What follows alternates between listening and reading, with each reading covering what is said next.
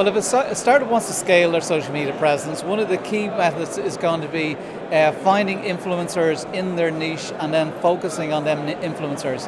If you can build a relationship with your influencers, then that's going to give you access to their audience. So it's really looking at the influential people and starting there.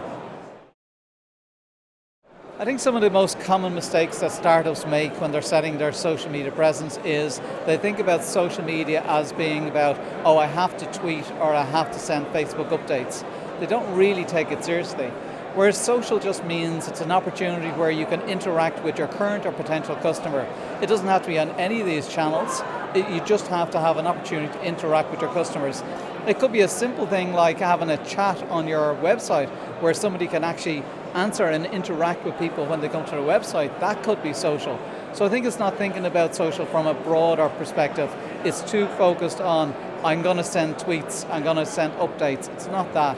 It's interacting with your current or potential customers and your existing customers, of course.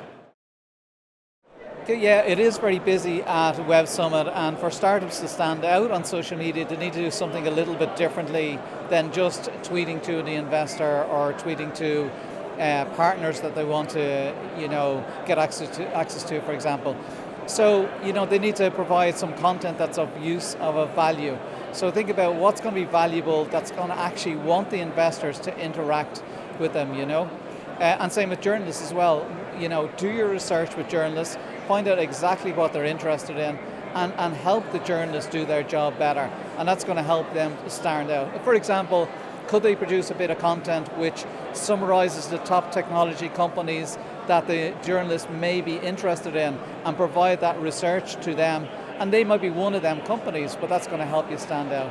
So something like that that's going to, make them stand out so they're somewhat different than the normal startups. For social media, right now, what's really exciting is that people are looking for sales on social media now. So we're moving into a stage where it's not just all about engagement, people want the sales as well. I think what's going to happen is more and more people in social media are going to be focused on building out social media sales funnels where there's interaction on social media, traffic is driven to the website, and then there's conversion at the end of it. So they'll be looking for the end-to-end process, not just stopping at social media.